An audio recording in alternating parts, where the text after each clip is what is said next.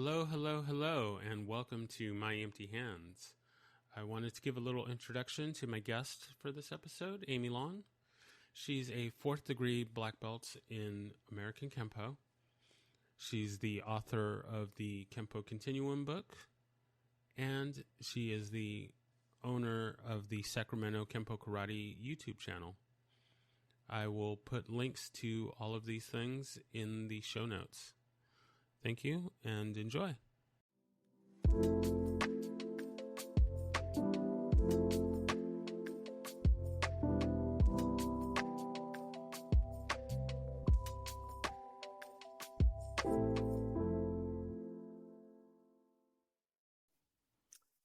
Hello, hello, hello, and welcome to My Empty Hands, the podcast about Kempo and the martial arts and whatever else we happen to discuss today. So I have Amy Long with me today, and we're going to chit-chat and just talk about her journey, and I'll sprinkle in some of my journey too, so that we have kind of everybody's story and just whatever we happen to talk about, and that's where we'll go. So to kind of just jump in to give my brief history, I started the Kempo in a Chinese Kempo school, which was essentially the Tracy's karate curriculum in the early to mid 90s. After seeing Jeff Speakman's The Perfect Weapon, said, "Hey, I got to do that Kempo thing." So got involved in that. Did that for a few years. Almost got to my third brown when I left for the Army. While I was in the Army, I did a little bit of Taekwondo and Hapkido and some boxing. I got out of the military and didn't find a Kempo school to get back into, so I got involved in my next core art, which is capoeira, and I've been doing that for coming up on 17 years now. But I still kept my love for Kempo, and decided to find a school here. I'm out in the Dallas-Fort Worth area, and so I found the current school that I'm with. So my instructor is Bill Piper, and just been enjoying the journey. I am now a green belt once again, and working my way through to that uncharted territory for me. Working on the brown belt stuff. So I'm excited for what's coming next. Also, as of this recording, recently taught my first. And eyes are getting on me, which it isn't technically the first class I've ever taught. So a big part of my capoeira journey was I inherited the group that I was training in, and so I ended up teaching a lot of the classes for many of the years. But yeah, this is kind of my first official Kempo teacher life. So I'm excited about that, and now that I have the podcast, it's good to be able to talk to everyone that's in the different stages of their training. So, I'm not just talking to all the 10th degrees and the high ups. I want to kind of get everybody in between. So, that's my story and sticking to it. So yeah, let's jump into, how and when did you Kempo find you, and how did your journey kind of start? Well, hi, Reggie. Thank you for having me on your podcast. I started when I don't want to tell you what year it was, back when I was just short of 12. A friend of mine was taking it, and basically I just wanted to be better friends with her. Plus, my sister was a huge bully, and I wanted to be able to protect myself from her. So I started taking Kempo down in the San Francisco Bay Area. Took that for several years. Then my family moved to Sacramento, and I did a Parker school, and then I went up here and did a Tracy school, and then I went back to a Parker school, and then a Tracy school, and then I did mostly Parker after that. But I was in Ray Arquila's school. That's a Tracy school. And I've had, I'm trying to think what all instructors. I was under Daryl Liner for a number of years. That's when I was teaching. Dave Crouch, he was probably one of my favorite instructors. He's one of my favorite people, as a matter of fact.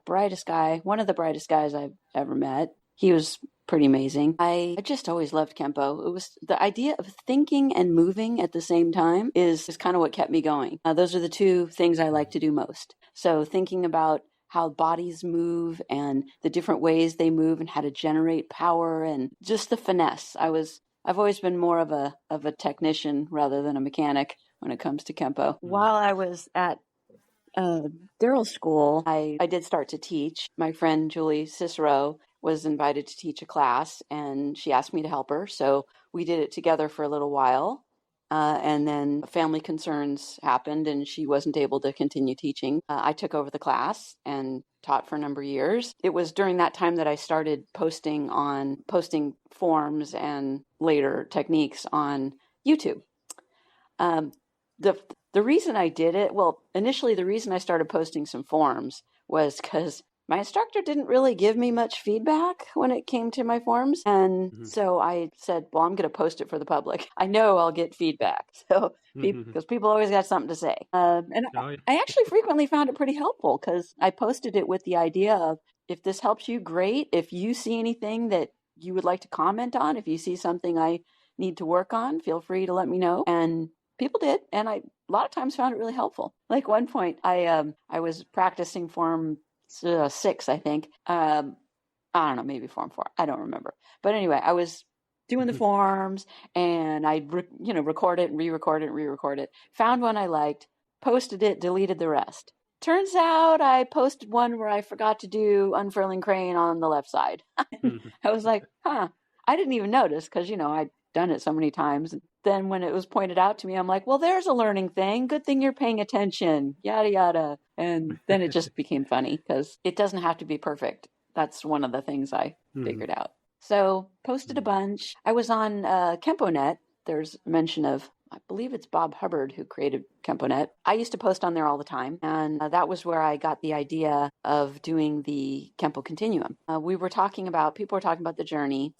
And I thought, it's great that there's a book for, 12 top people or whatever, but what about all the other people who have spent, decades of their lives working on Kempo? They've had their black belt, they've taught at schools, they've helped kids, all the things that people who devote their life to Kempo do. And I thought, well, what about their stories? They count, they matter. And so I kind of floated the idea on KempoNet, and someone said, kind of like a Kempo yearbook. And I'm like, kind of, I guess, like a who's who in a smaller scale. So I said, I'm a book publisher. What the heck? I'll do it. So I put out word that anyone who's been in Kempo has been a black belt for at least 10 years. You have to have not just been in for 10 years, but been a black belt for 10 years. And I managed to find a bunch of people who wanted to share their story. And it was kind of cool because, for me, it was just a project of love of, here's something I can give back to the Kempo community. And some of the people, who doesn't want to read about themselves in a book?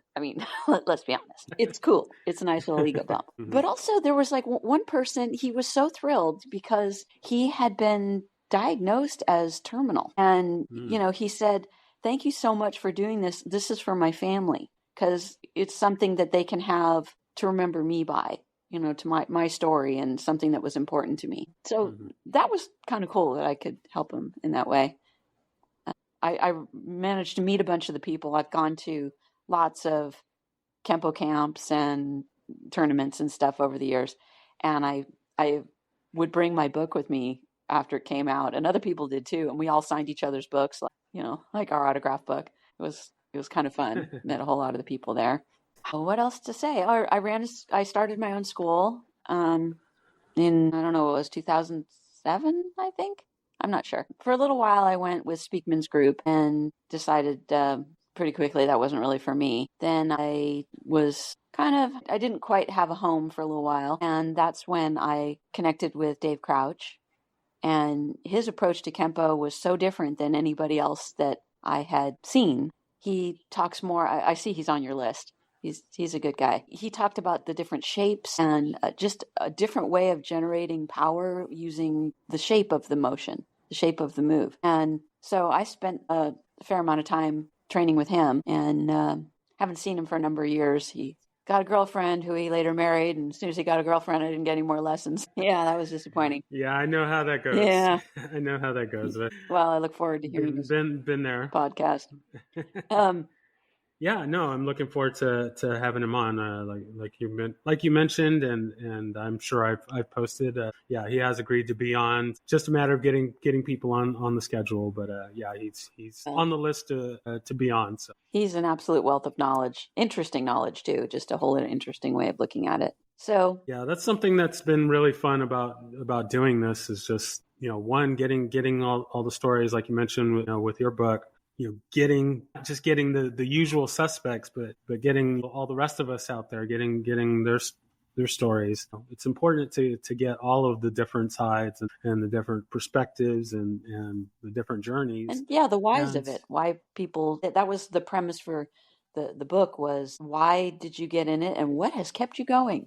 Because it's a lot of work, a lot of intention. After I posted the first one, I got a whole slew of people saying, well, I wanted to be in it. Why wasn't I? Why didn't I get a chance to be in it? And are you going to do another one? Well, a couple years later, I ended up doing a second one, but getting people for the second book was 10 times harder, which surprised me because all these people saying, I want to be in the book. And I'm like, oh. But I had like 125 people in the second book, which was a lot more than the first. And that was pretty amazing because I opened it up to Tracy Kempo people too. And they were very pleased about that. And of course, after I published the second book, people were saying, well, I didn't get a chance. Are you going to do the third one?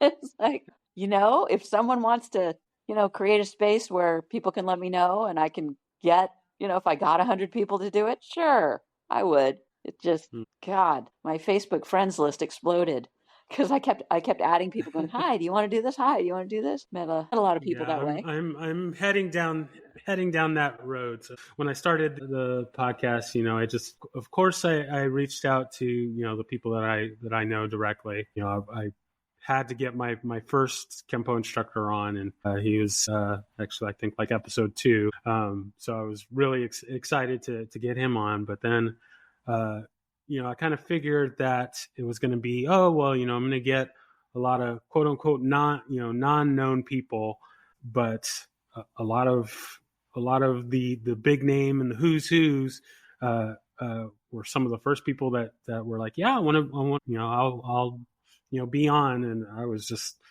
kind of overwhelmed by that, and so I've just been kind of booking people, but as of recently, I've started doing the similar thing, and just all right, I'm just going to add people. I'm going to try and add people on social media there, and to my surprise, a lot of people are adding me back, and I shoot them a message about asking them to be on the podcast, and so far everybody's been. I haven't got any flat out no's so far. So fingers crossed. Haven't exactly gotten yeses from everyone, but no flat out no's. People like to think about it. That's a good start. Yeah. I debated with my book if I should include any of the people who were in the journey. I have to say, Tom Bleecker was not at all happy that I did the continuum. He harassed me by email for a little while. So he was not happy. Yeah. But I thought, they're already in it. They already have a forum. So instead what I did is I offered the opportunity to put any quote on the back of the book. And I did get some quotes. Lee Wedlake is a friend of mine. He's a good guy. He had put a quote on the back of my first one, and I put him in the dedication in the second book. It's nice to mention people. Yeah, very nice. Yeah, I did record an episode with Mr. Wedlake. Yeah, it's not out as of this recording. Yeah, I haven't seen it. But yeah, we did. It is coming soon, and that was a good conversation. And I was like, yeah, we're definitely gonna have to do multiple parts, and we have to have him on again. As we're recording, I only have one repeat guest so far, and that's Sean Kelly. I'm definitely looking to have some of the folks that I've recorded with multiple episodes, because there's just so many things that really everybody kind of has to say that it's hard to contain it in just one little hour or so. So that's true. That's definitely on the plan, because something it's definitely Kempo folk are not shy about chatting, about talking about their lives and things. So that's true. it's good for me. Lots of content to mine. So that is I'm true. happy about that. One of the other things I enjoyed doing with Kempo is when I went to Kempo camps or big tournaments or something. I brought my camera, and even back in the day before there was digital everywhere, before everyone's phones did everything, mm-hmm. I'd go to a camp and I'd take probably 500,000 pictures and just of everybody doing their thing. And then I went to Sean's camp once and I made a DVD that I just gave to all the instructors so they could share the pictures with their students. And I was pleased to note that after sending out all the pictures everywhere, I started seeing them show up on people's social media, which I thought was kind of cool.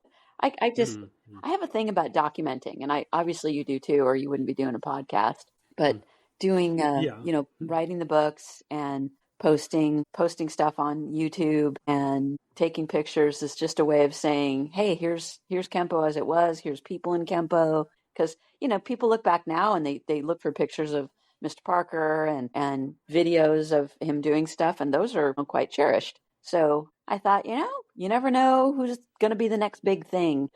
And even if they're not, their family will cherish, hey, this was me back in 20 years ago when I first started Kempo or whatever. It's kind of fun. Yeah, no, I was speaking with someone recently and it sparked a thought that I really hadn't thought about, but now that we're losing some of the original people and stuff like that there's we're getting closer and closer to a time where there's not going to be people around that have trained directly with Ed Parker or know about Ed Parker. We're going to coming up on to where there's going to be that disconnect, and if we don't have the books and podcasts and photos and all of these kind of things to jog the memory and kind of keep that information out there, we're gonna lose it. And so I think it's really important, and it's really good to have people like you that were like, hey, we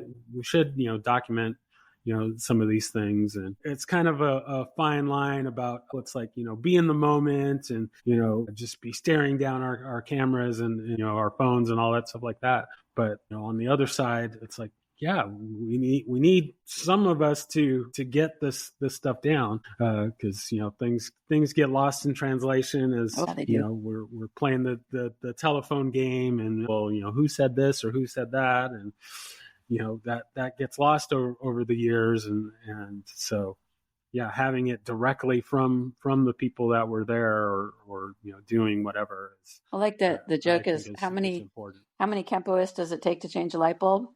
It only takes one to change it, but everybody else will say, well, that's not what Mr. Parker told me. Exactly. So, that's one of the reasons why, I have this podcast, is so that we can get the stories directly from the people that were there, and we don't get, I'm sure there's still going to be, the various opinions or ideas of how things are or supposed to be or whatever. But as long as we're getting the stories from the direct people, then I have heard, and I obviously don't know for sure of this, but that Mr. Parker would show certain things differently in different parts of the country, and that way when he saw a technique or a form or something, he could know where the person came from. And I think that's kind of funny. Or he would just be on the plane thinking about 5 swords and going, ooh, I bet if we contoured here, and I bet if we did this and this, and then he'd go to his seminar and teach something that occurred to him on the plane. So things did change in that sense too. And now that it's a smaller world, everybody's sharing what they know. And that's one of the things that I love about Kempo, is that it is a constantly evolving and constantly growing and changing, and people don't fight, don't train, don't think, the same way, 5 years ago, 10 years ago, so it's important to be able to adapt and grow and change, based on how things, work or don't work, or, sure.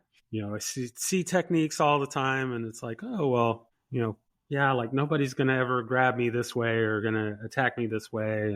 But there's principles and there's ideas and there's concepts to learn from everything. And, the Kempo gets that criticism. Well, yeah, we're not going to, nobody's going to stand there while you hit them 50 times. And it's like, well, yeah, of course, but these techniques and are blueprints for motion, what we have available to us. Yeah, it's not, if you do it right, you don't need to hit anyone more than once. Exactly. But what if you are in this situation? What if you find yourself in this position or that position?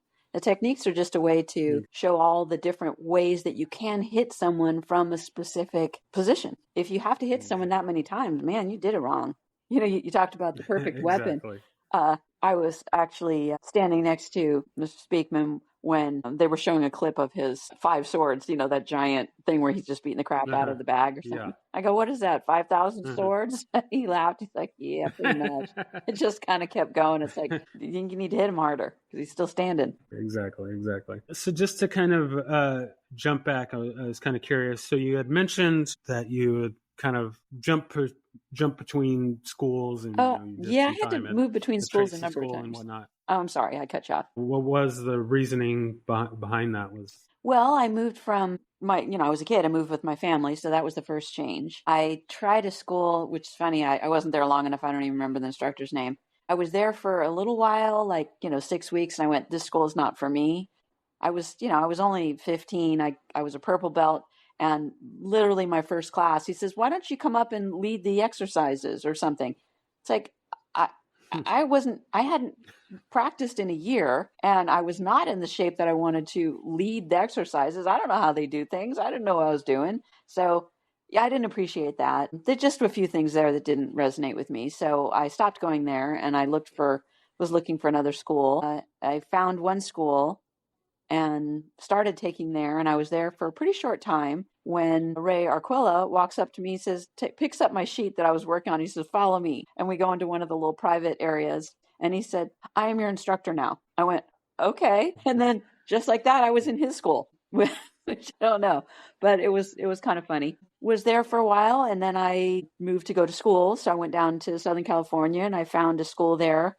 Again, I wasn't there long enough to know I wasn't there that long. Moved back to Sacramento, then found another school. So it was like, it wasn't just that I was bouncing around exactly. It was circumstances and I'd have to stop doing Kempo. I've had a couple breaks. I've been doing it I did Kempo for 26 years over a 35-year period, something like that. Gotcha. So, when I had kids, I took a break because I thought I was done with Kempo. And then as soon as my younger one was old enough to put in some preschool or daycare for 2 days a week so I could go to class, that changed. Yep, going back. Daryl's school is when I started at, took the long break, and then came back years later. Okay.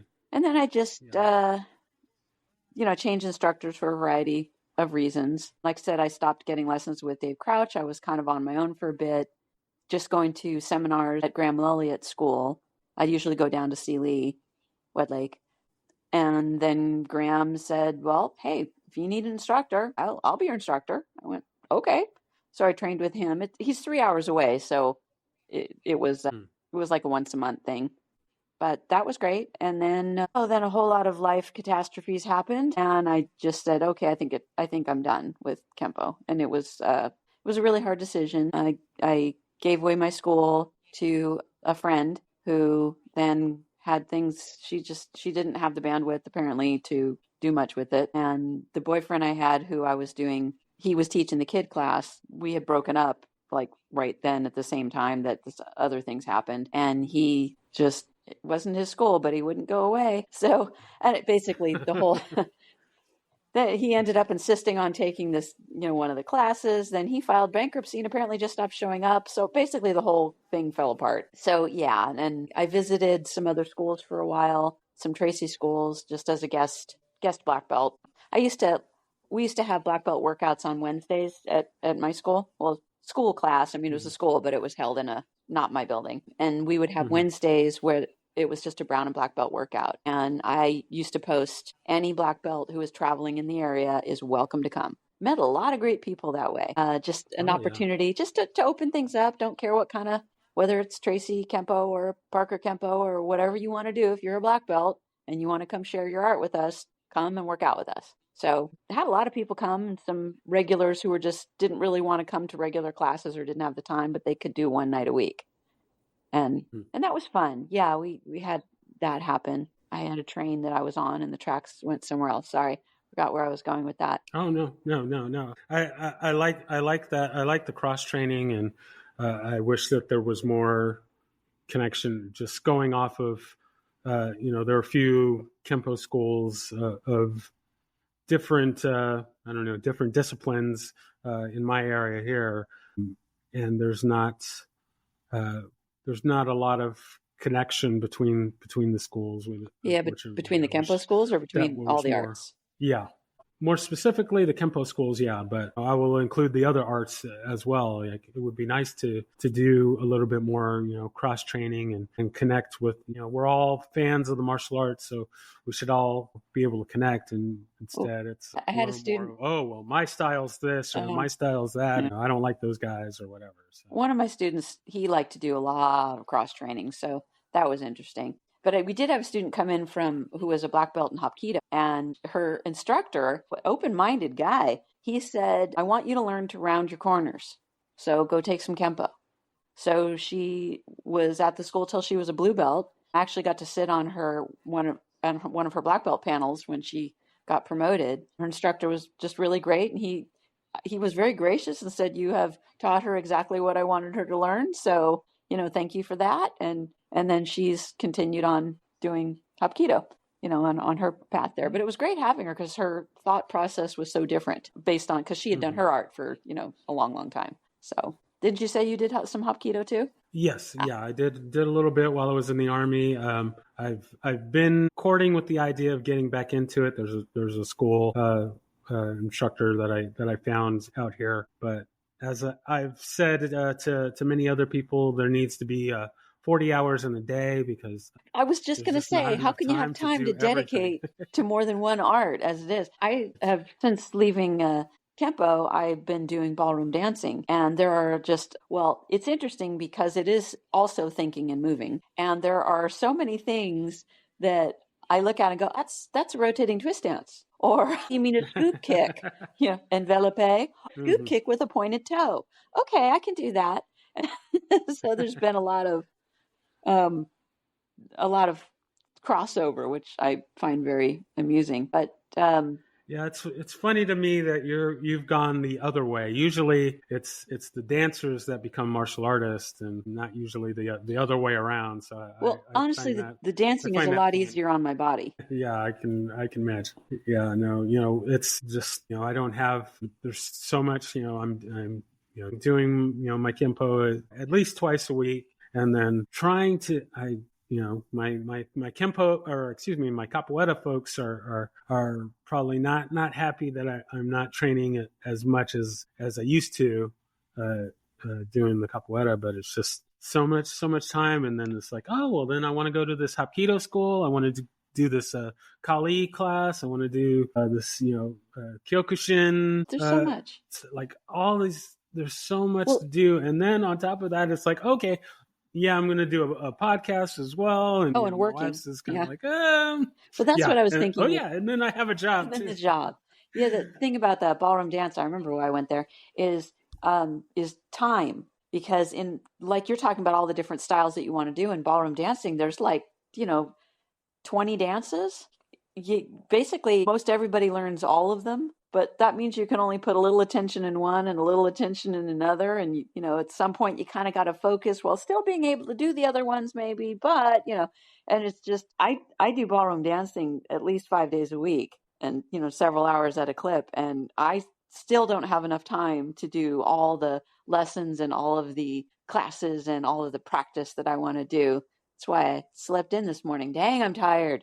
I've been trying to get it all in, plus have the rest of my life exist. No, and I'm retired. I totally, yeah, no, I can totally relate to the struggle there. So yeah, there's so much to do, so little time. So, but we make it work with what we got. So. True. So I was curious about the teaching the teaching side of it, as you were kind of going through the training, were you always kind of interested in that, or did that kind of come later on? I basically started assisting when I was a blue belt. My philosophy is, as you teach, so shall you learn. Because when you teach a technique, there are things that, first of all, the student asks or that you see going on, and you start fixing up your pattern of how are you going to present something in such a way that people can get the most of information. You don't leave things out, et cetera, et cetera. Like when I had one student, Eugene, he's awesome.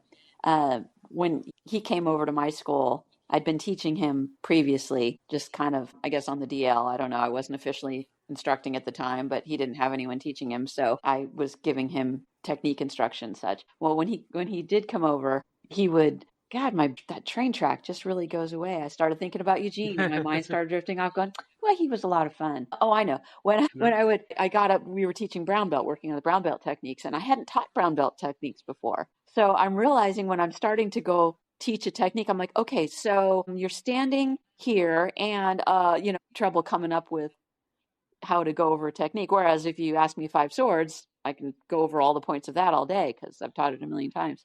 Mm-hmm. But as we got through the various techniques and would work on it, the pattern got better, hitting all the information more quickly and more efficiently. I started encouraging him to start teaching because as he is brown belt, he's going to need to learn to do some teaching and such. So I had him come up in front of the class to lead, I think it was, I don't know, one of the sets, like, finger set or no, stance set or something. And I'm like, and when I would do it, I would go, okay, you step back with your left foot into a right neutral bow and, then transition. And I would just talk through the whole thing. And so I had him go up and do there. And he got about halfway through and he's like, how do you do that? Talking while, God, that's so hard. I'm like, yeah, it takes a lot of practice to get better at it. But I love teaching. I teach in ballroom too, just always encouraging people and such. It's one of the reasons that I put all of those Kempo techniques on YouTube. People are like, wow, thanks for doing that. It's like, oh yeah, it honestly didn't occur to me that other people would be watching it as much as they were. I put them up there because I learned something new from Dr. Dave and I would teach everybody and we would practice it. And then I swear, 2 weeks later, they're like, well, you've never shown us that before. Are you kidding me? So I went to the techniques and I was like, this is the way that we are teaching them currently. This is how we're doing it. That's why on there it says, this is not the way, it is a way. So I put them all up there because even 4 years later, they're like, you've never shown us this before. I'm like, look at the YouTube. That's when I started teaching it. Watch the video. I don't want to talk about this anymore because, it was funny. I love the teaching side of it. You get so much more, for yourself, and better you have to be able to understand it to teach it to someone else. Yeah, just all these little insights that you get is as soon as you start teaching, huge. You're like, I was showing someone a dance move, and I needed to give a spiral turn, and I thought, what is wrong? I'm trying to figure out what he's doing because he's learning to teach, so he's learning to follow. And I was trying to think, what is he doing wrong? Because it's not working. And then I looked at it for a minute. I went, weight change and where's, his weight needs to be over his foot. And, I realized that when I started teaching him, then I did it and I showed it and I, did all the aspects of the teaching. And that's when I realized what wasn't working. Same thing happens with Kempo. There was one of the places, the school I was visiting, we were doing Dance of Death.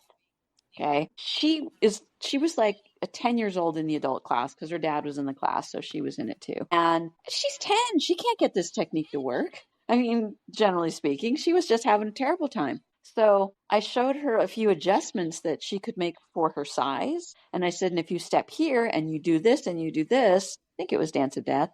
And maybe it was the bear hug, one of the bear hug ones from behind. And you hit the hands, reach around, elbow in the face, hammer, fist, the groin, whatever. So I showed her a few techniques for her size and she knocked me on my butt flat. She just absolutely did. I wasn't just going along with it. She did it. And she started jumping up and down. I did it. And it was just adorable. Yeah. Cause the techniques have to be adjusted for size. And when you're a smaller person, technique and being more of a technician it works better.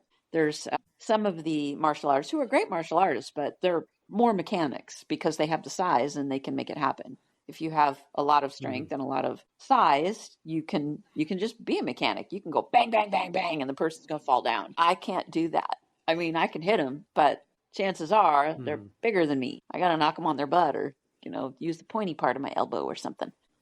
Exactly. Get a little extra bang for your buck. No, that's kill the computer. Exactly. Yeah, it's got to be customized for the individual. One size doesn't fit all. One 5 swords doesn't fit all. So, that's so true. Yeah. So true. Yeah. No, that's definitely something that I like about is that everybody has to make it their own, and we're not just all carbon copies of the instructors. That's true. Fitting it to our needs is key.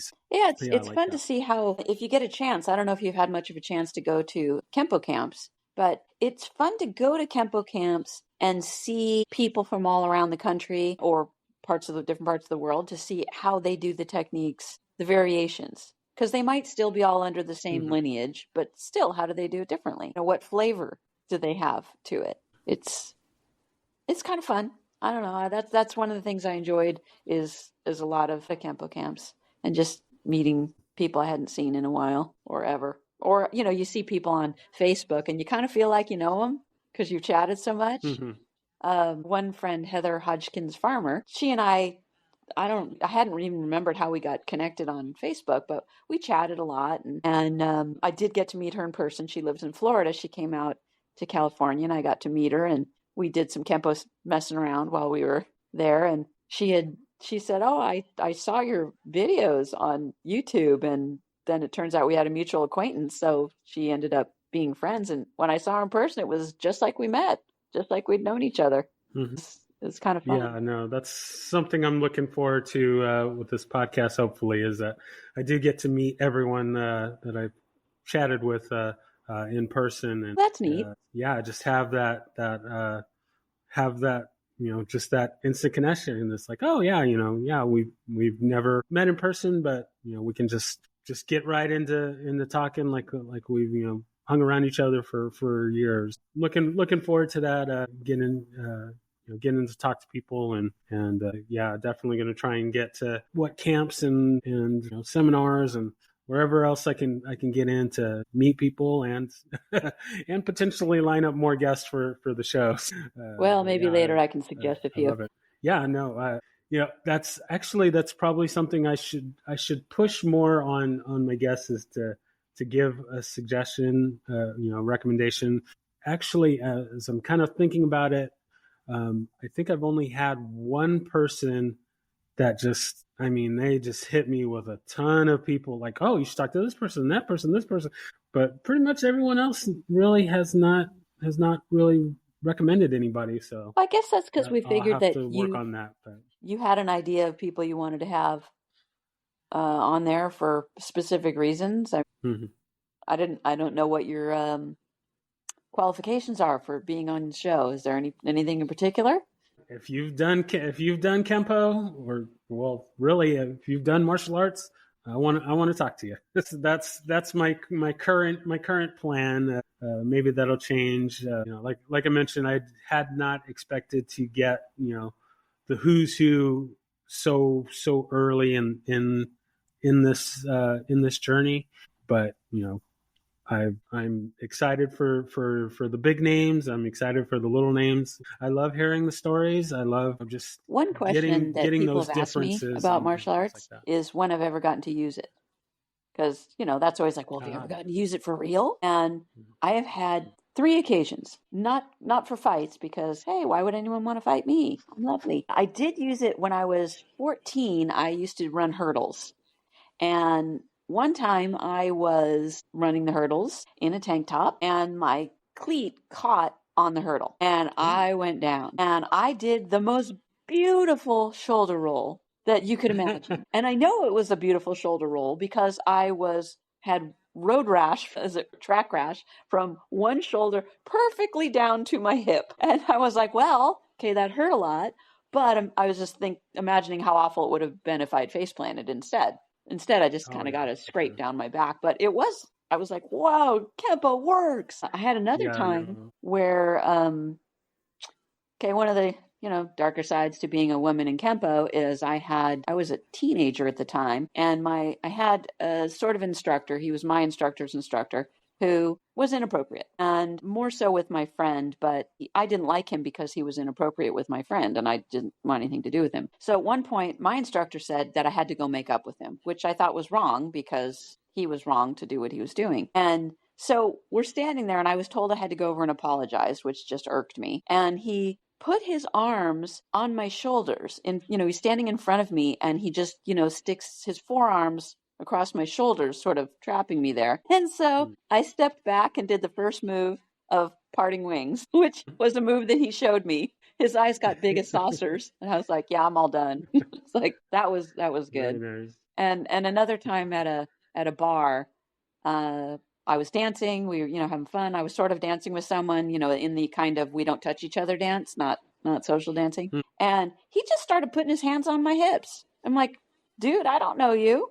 And so I did a double palm heel right on the soft part of the top of his hands, dropped his hands down. He called me a name and then stormed off the dance floor. And I'm like, dude, I'm going to go back and having a good time. So those are the 3 times I have actually gotten to use my Kempo. If you haven't asked that question of others, that might be. I think I'm going to have to start. I think I'm going to have to start adding that because that's a good one. As I've been learning things and reading books and stuff, that was one of the things that has really surprised me is how many situations that Parker was in. Well, he created a bunch of them. Yeah, he wanted to have people attack him so he could work out how to do some techniques. Which is funny. That's true too. That's true too. But yeah, I think we put a lot of people kind of on this pedestal and think, oh well, they're this super humble person or whatever, and they created this art or they spreading this art, but they're not getting into fights and things like that, and it's like, oh well, no, you thought he killed this guy and he beat these other guys up, and so it's good to know that what we're training does work and it has been battle tested. But then at the same time, it's like, ooh, like okay, yeah, maybe this person has a little bit of a dark side, darker side than I realized. Well, I'm of the philosophy that the best fight is one that didn't happen. Exactly. If you can find a way out of it before it gets there, that's all good. Like it. So as we kind of move towards the close of our time today, we'll go ahead and move into our my quote unquote lightning round here, and this will probably be a little bit tricky since you're kind of a little bit not kind of active in the Kempo world. Kind of 10 years out of it, so whether or not I'll remember, I still can do my forms up through long 3. 4 I can get through part of. And that's without I tried it a few weeks ago. I was like, let me see what I can remember. Yeah, some of them, no problem. Nice. I like it. Well, we'll see what we get here. So the first one being, do you have a favorite technique? Well, it's hard not to love 5 swords. I do love Dance of Death. I love the different techniques. I've learned so many different ways to take a person down using that technique. You can step behind here, you can jam them here, and you can knee the thigh. That one's really fun. And I like that one because I get to really use the pointy part of my elbow. I love hitting people with the pointy part of my elbow. I think that's just great fun. I agree. I like it. Right. Do you have a favorite form and or set? I've always liked short 3. Long 2 is good. Short 3 for some reason is my favorite. I don't even know why. You just bang, bang, bang, and it's short, so you can just really power through it. And I don't know. Whenever someone says, oh, show us a form, I just automatically go to short 3. I don't know. Yeah, no, a lot of people that I've talked to and just heard about, yeah, they would agree with you on that. That's really probably one of the higher ones. Yeah. So when I originally started, I kind of remember really liking Long 3. It wasn't one of my favorites, but I remember liking it, although I haven't actually done it in 25 plus years. So you haven't. Wait a minute. You're active in Kempo. Why have you not done it in 25 years? Well, when I left my original school and I was trying to find something to do, I would kind of just go through my stuff here and there, but I didn't really keep up with it, and just life and everything else kind of got in the way. So I didn't really, as the years went on, I did less and less of my training. And then a few years ago, I came across my old manual, and I was like, let me see how, what I remember. And I was kind of surprised that I could actually get through, quite a few of the techniques and forms and whatnot. So when I decided to jump back into training again, I, got in contact with my original instructor, got videos of the techniques and the forms and stuff. Didn't get everything because he's actually reduced the curriculum. So when I started, we did 40 techniques per belt. And so now he's half that for everything. Tracy School is 40. Parker schools are 24 usually, I think. Yeah.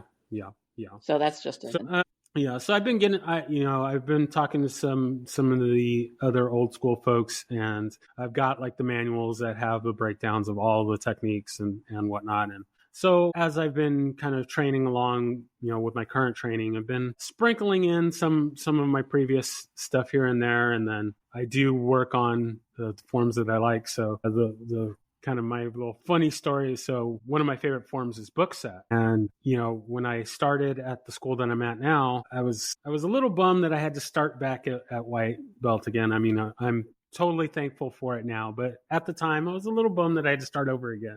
But I was like, man, I can't wait until I get, to green belt and I can start doing book set again. And it was like, no, we don't do book set in our curriculum. It was just like so crushed. I got in touch with my original instructor and, got refreshed on doing that. And so now I run through all my forms and stuff, at least a couple of times a week, just because I enjoy doing the forms.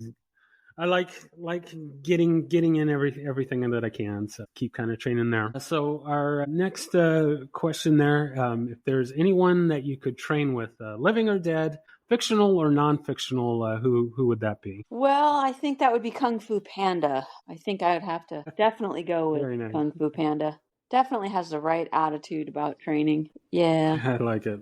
All right, so we are at the end of our time here. So this is the point where you get to have your selfless, shameless promotion. I always mess that up. Here's your point where you can plug anything you want or say anything that we didn't cover that you wanted to put out there. I'm not doing Kempo right now, so I have no Kempo things to plug. If you're in the Kempo book and you still wanted copies, I do have some copies still. Find me on Facebook if there's some you really want. But otherwise, thank you so much for having me. Well, yes, thank you so much for your time and for your stories. And I just thankful that you are on and we get to chat. And I look forward to getting this out there to have the other folks listen and hear your story. And I'll be in touch when this is ready to go out. And thank you again for your time. All right, thanks, Reggie. Bye-bye.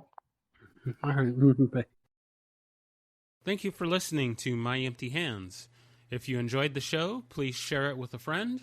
If you didn't enjoy it, please share it with an enemy. If you'd like to be a guest, or if you would like to recommend a guest for the show, please email me at podcast@talkingkempo.com. Thank you.